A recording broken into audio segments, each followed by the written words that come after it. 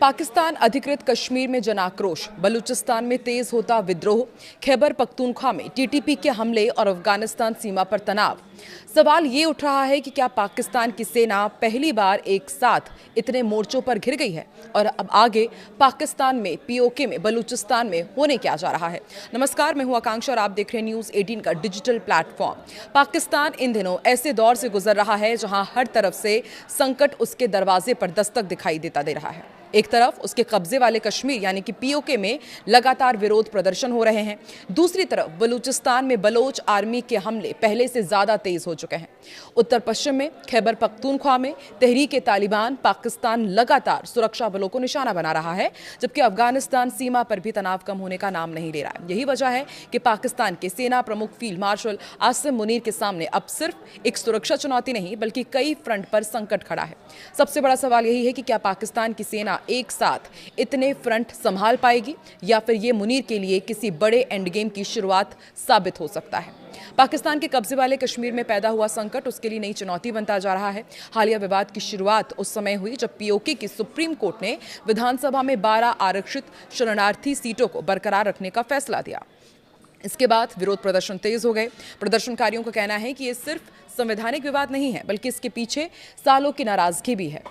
महंगी बिजली, आटे की कमी, विकास और राजनीतिक अधिकारों को लेकर लोगों की नाराजगी लगातार बढ़ रही है। हालात को नियंत्रित करने के लिए पाकिस्तान प्रशासन ने जॉइंट एक्शन कमेटी के नेताओं को गिरफ्तार किया, संगठन पर प्रतिबंध लगाए, इंटरनेट सेवाएं बंद कर दी गई और 16,000 से ज्यादा सुरक्षा कर्मियों की तैनाती करनी पड़ी। और रिपोर्ट्स के मुताबिक झड़पों में 20 से ज्यादा लोगों की मौत की बात भी सामने आई, जबकि प्रदर्शनकारियों ने मुजफ्फराबाद की तरफ लंबे मार्च का ऐलान कर दिया। और एक्सपर्ट्स का भी कहना है कि पहले पीओके में प्रदर्शन खासतौर से बिजली, महंगाई और स्थानीय प्रशासन जैसे मुद्दों तक सीमित थे, लेकिन अब कुछ समूह पाकिस्तान से ज्यादा स्वतंत्रता की मांग भी उठाने लगे हैं।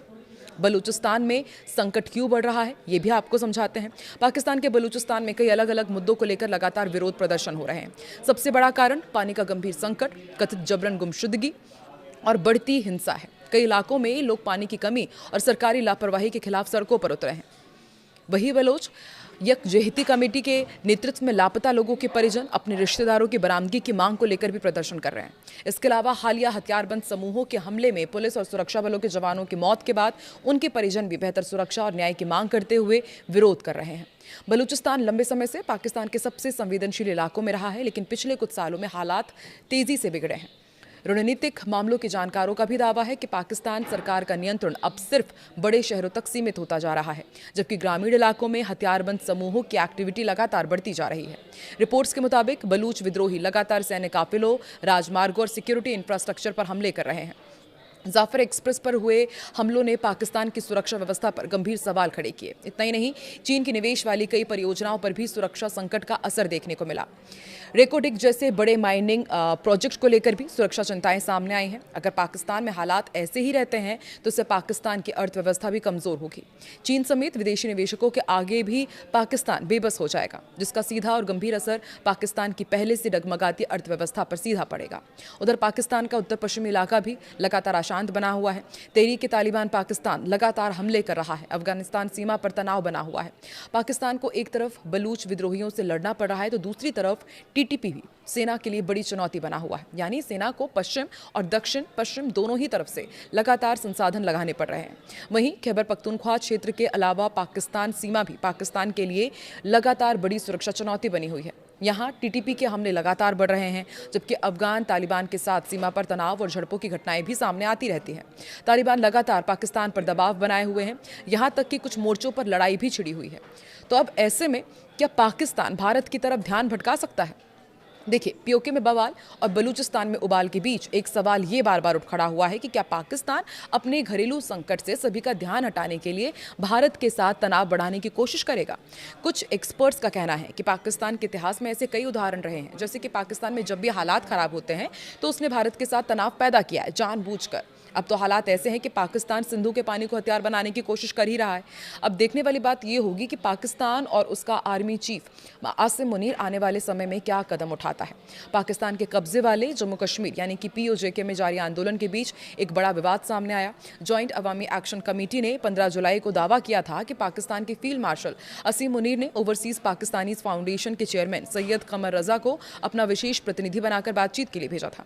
कमेटी ने उनके आश्वासन के बाद मुजफ्फराबाद की ओर प्रस्तावित लॉन्ग मार्च रोकने का ऐलान किया था, जबकि धरने जारी रखने की बात कही थी। इसी बीच POJK के कानून मंत्री अकील मलिक ने एक टीवी इंटरव्यू में यह कह दिया कि अवामी एक्शन कमेटी के साथ सरकार की कोई बातचीत ही नहीं चल रही है और असीम मुनीर ने भी किसी को वार्ता के लिए नहीं भेजा है। इससे आंदोलनकारियों के बीच नाराजगी और भ्रम की स्थिति और बढ़ गई। बातचीत का भरोसा देकर मार्च को रुकवाया। आंदोलन से जुड़े सूत्रों का आरोप है कि प्रदर्शनकारियों को बातचीत का भरोसा दिया गया था। मुजफ्फराबाद की बात जो लॉन्ग मार्च ये बढ़ रहा था उसे रोक दिया गया, लेकिन अब सरकार और सेना दोनों ही बातचीत से इंकार कर रहे हैं। इसी बीच खबर यह भी है कि प्रदर्शनकारियों ने अपनी मांगों को पूरा करने के लिए पाकिस्तान सरकार को 21 जुलाई तक का सीधा अल्टीमेटम दे दिया है। मांग क्या है वो भी आपको बताते हैं। देखिए, जो गिरफ्तार JAAC के नेता हैं, कार्यकर्ता हैं, वो रिहाई सुरक्षा कार्रवाई को वापस लेने, संचार सेवाओं को बहाल करने और पहले से तय 38 सूत्रीय चार्टर को लागू करना, बेहतर राजनीतिक प्रतिनिधित्व और शासन में सुधार, बिजली, खाद्य आपूर्ति और जरूरी सेवाओं तक बेहतर पहुंच की उन्होंने मांग रखी है। इसके साथ ही JAAC ने चेतावनी भी दी है कि अगर इस दौरान उनकी मांग पूरी नहीं हुई तो 22 जुलाई के बाद उनका मुजफ्फराबाद लॉन्ग मार्च फिर से शुरू हो जाएगा। प्रदर्शनकारियों ने साफ कर दिया है कि सभी धरने पहले की तरह जारी रहेंगे, जन आंदोलन भी चलता रहेगा। आपको जानकर हैरानी होगी कि सिर्फ 40 दिनों में 73 लोगों की मौत हो चुकी है। लगातार पाकिस्तान के खिलाफ भारी विरोध प्रदर्शन चल रहे हैं। 73 लोगों की मौत हुई। ये भी आरोप लगाया गया कि पाकिस्तान रेंजर्स अब भी 57 शवों को उनके परिजनों को नहीं सौंप चुके हैं। लोगों में पाक सरकार और सेना के खिलाफ भारी नाराजगी है और वो इस बार आर पार की मूड में नजर आ रहे हैं। तो आपको क्या लगता है, एक साथ इतने सारे मोर्चों में घिरा हुआ पाकिस्तान कैसे अपनी साख बचा पाएगा, या फिर पूरी दुनिया का अपने ऊपर से ध्यान भटकाने के लिए वो भारत में कुछ प्रेशर पॉलिटिक्स या फिर तनाव बढ़ाने की जुगत में भी है? क्या लगता है आपको? कमेंट सेक्शन में जरूर लिखें।